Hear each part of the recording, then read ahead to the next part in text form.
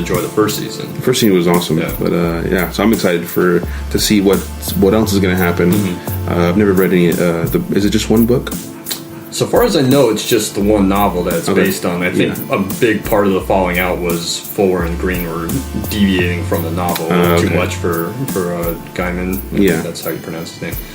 For his taste. Okay. And I think that's a big part of why they got pushed out. Check that out. Check out season 1 too. Yeah, I think you wrecked that before. I wrecked season 1. Yeah, so this is for season 2. But you love American Gods. Oh yeah, I like the concept. It's pretty entertaining. So for sure, and original. Oh yeah. So if there isn't any, that's it. All right. 5, 4, 3, 2, 1. And now for the movie focus of the week. All right, so for the whole point of this episode. Yeah. we're talking about Roadhouse. Oh, yeah. Classic. Yes. It's rated R. It runs at 114 minutes.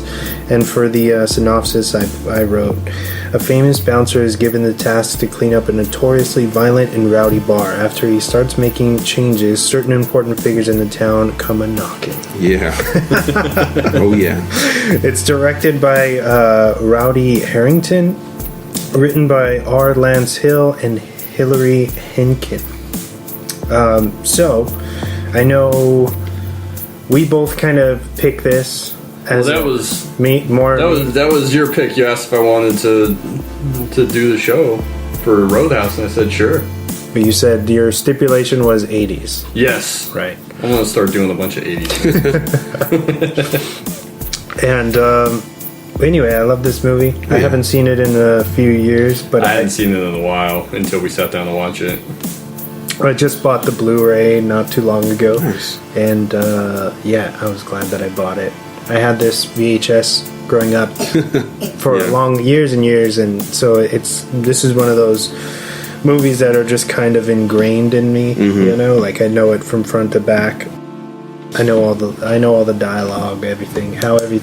You know, when you watch something so much, this is probably the Ghostbusters for him or something, where you can just play it in your mind. Yeah.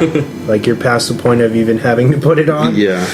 That probably sounds super nerdy, but no, not at all. That's something that Alyssa hates with me when I know movies front to back when we watch them, and she's like, "Oh my god!" She's like, "Shut up! Let the movie say it." And I'm like, "But it's better when I say it because I know it's happening."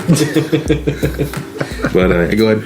No, if you're in your own home, dude, go for it. No, yeah. Don't do it if you watch it. No, I wouldn't do it at the movie theaters just because I don't want to ruin people's experiences.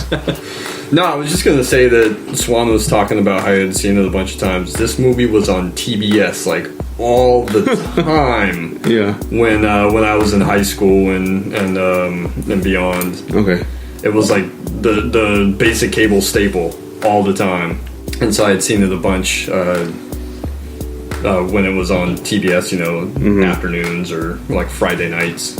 I think the first time I saw this when I was in high school had to have been like during spring break or something, or during the summer, and I was just watching TV, and I think we had HBO or something, whatever we had, and it was on TV. I remember bits and parts of it, and this was like 9 years after watching it in high school, and then watching it now, and I remember parts. I'm like, oh yeah, I remember that. But I definitely remember the throat rip. That was something that stuck out to me a lot. And you talked about it a little bit when you announced the movie, the cheesy lines, or like the the catchphrases and everything. Yeah, it's a good movie. What does the guy tell him just before Swayze rips his throat out? I fucked guys like you in prison. I used to fuck guys like you in prison. It's like, oh my god, all right. Who admits that? Yeah. Whatever you say, not Oliphant. Oh yeah, not Timothy Oliphant. He looks like Timothy Oliphant's dad, and I don't think there's no relation. No, he looks exactly like him. Yeah, strange. But yeah. So Wesley, why exactly did you pick this movie? I just have I love I'm a big fan of Patrick Swayze. Patrick Swayze rules, man. Yeah, and I think that this was one of his more like a more underrated film of his. At least in my opinion, I think that this film gets like unnecessary hate with the saying that it's just really bad and not believable. Yeah. I don't know if it's just because the director really hasn't done too much. I know he's done a few things, but not. He hasn't done a whole lot. Yeah, but this was maybe his first or his second movie. I know he was a grip on Repo Man. Oh yeah, okay, nice. Which I know you love that movie. Love Repo Man. Well, I would say that this is probably. This or Ghost, I would probably say, are the ones that Patrick Swayze's known for the most. Yeah. More so than Point Break. Oh, really? But I would say that this or Ghost are probably what he's known for more than any of his other films. Which I just watched Red Dawn again. Yeah. How does it work? God, that movie's great. The director was a madman, but that Red Dawn's an awesome movie. Have you ever seen, was it called Next of Kin, I think it's called? With like Liam Neeson, right? Yeah. I can't say that I have, and if I have, it's been 30 years since I've seen it. Okay. Yeah, no, I picked this because I love Patrick Swayze and Sam Elliott, of course. Yeah. It's just a crazy all-star cast. Yeah. And it's just a fun time. I was surprised because I told you I hadn't seen it in a long time until we sat down to watch it, but I could have sworn Sam Elliott was in it more. He's not in all that much of the movie. Yeah, he basically comes in over half of the way through. Mm-hmm. But I think he's just like how do you say, like a scene stealer? Yeah. And that's why he's remembered for this role, which is pretty interesting. Because he comes in, he literally doesn't come in till about half or like an hour into the film. They'll reference him. Yeah, but he doesn't. And he has a quick scene on the phone because he calls him. Dalton calls him, but he really doesn't show up until over halfway through the movie when they're getting like the liquor shipment in the back, and the guys jump Patrick Swayze and. Sam Elliott comes in and that's already like an hour and 10. Yeah, it's like an hour 10 minutes into the movie. But I would say that like when I think of Sam Elliott movies, this is probably one of the first to jump into my mind as well. Even though he's not in it all that much. Not Ghost Rider? No, you think Ghost Rider? Yeah, wow. It's probably this or Tombstone where I immediately think of Sam Elliott. Tombstone is awesome. Obviously, The Big Lebowski. Yeah. Which there is a Big Lebowski connection, if you guys don't know. Yeah, two of the characters are Ben Gazzara and Sam Elliott are both in The Big Lebowski. Both have, I think, just one scene. Pawlak fact. Well, Ben Gazzara is great, man. He was a good actor. He was awesome. He was in like a bunch of stuff. He was in a bunch of John Cassavetes movies in the what was that, late 60s, 70s, and then kind of was doing some smaller stuff. But then, like the late 90s, he was popping up, and he's in Summer of Sam. He's in he's great in Buffalo 60. Is it 66? Yeah, Buffalo 66 with Vince Gallo. Yeah, he's great in that. And obviously, we talked about, or we mentioned The Big Lebowski. He's got a really funny scene in The Big Lebowski where he answers the phone and then he's sketching something on the pad. And then after he leaves the room, Jeff Bridges goes and tries to do the thing where he colors on the pad to see what he was writing, and it was just a doodle of a guy with like a big dick. Another big thing that I really loved about the film is the music. Yeah, it's got a great soundtrack. Yeah, the Jeff Healey band is in it throughout, and then the score. Although a lot of times it's pretty subtle. Who did the score?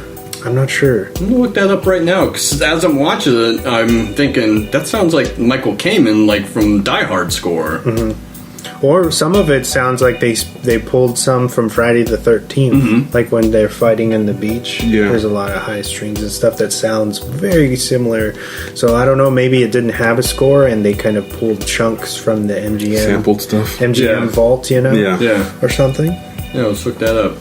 Yeah, it's got a great blues score. Oh yeah. That singer, the guitar player, he's Jeff actually Healey. blind, right? Yes. Okay.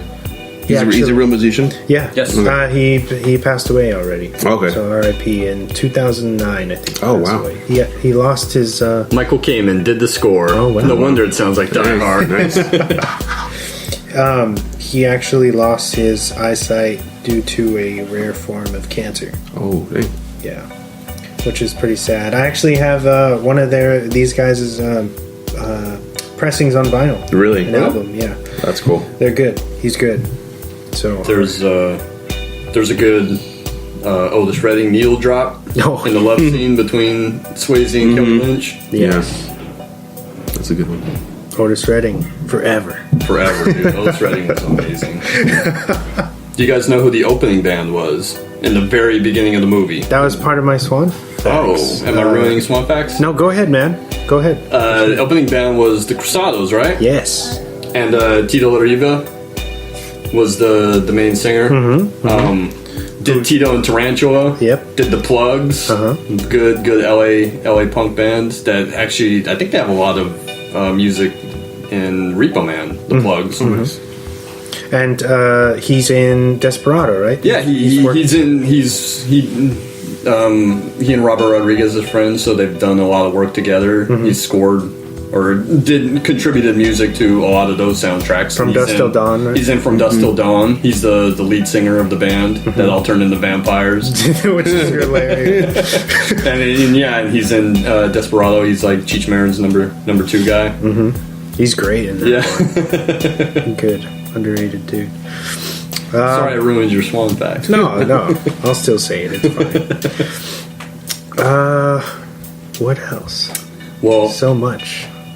like the first time Swayze is recruited to go there by the owner, Yeah. Tillman.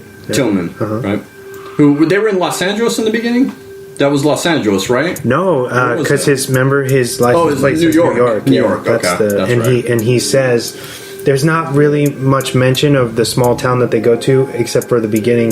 Tillman tells him, "I own this little bar called the Double Deuce out in the outskirts of Kansas."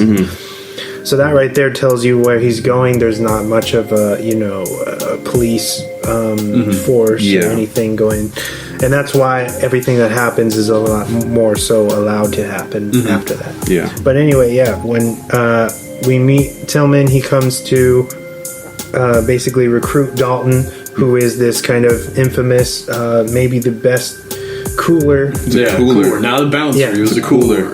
in the world, Yes. or one of the best. And at first he shoots him down. He's like, "Hey, whatever, it's not a big, I'm not gonna go with you." Yeah. And then he says, "Well, I've fallen into some money, and I want the best. Yeah. Will you help me? I really want to clean up, this dive bar. It's not the element that I want, Some unsavory characters. to say the least, right?" Oh my god, when Swayze goes there for the first time. I like how he's kind of he's seeing everything that's happening. He just that sits everyone back. is kind of blind to, or they're just ignoring it. It is the He's craziest, catching everything. the craziest bar. Yeah. There's all kinds of shit going on. There's like fights all over the place. There's broken bottles. The stage has the cage. The chicken wire. The chicken wire, like it's the Blues Brothers when they Yeah. go to the honky tonk bar and the Yeah. Blues Brothers. there's beer bottles flying everywhere. There's people dealing drugs. There's The waitresses are dealing coke or whatever in the bathroom. Yeah, the guy was like offering up his girlfriend. Oh yeah, Like, He's oh, like, hey. "Look, you want? He's like, Yeah, I'll give you $20 you want to kiss him?" to kiss her boobs, and then he's like, and he starts squeezing them, and he's like, are you gonna kiss him? He's like, I got $20. Oh, that was hilarious. It is the most insane bar. And then, like, I think by the time it all ends and he finally walks out, there's like a bar-wide fight happening. Yeah. There's just everyone is fighting everyone. Yeah, just like an all-over-room brawl, which is pretty insane. Because that's the thing that I think is so impressive of this film is the choreography. Oh yeah.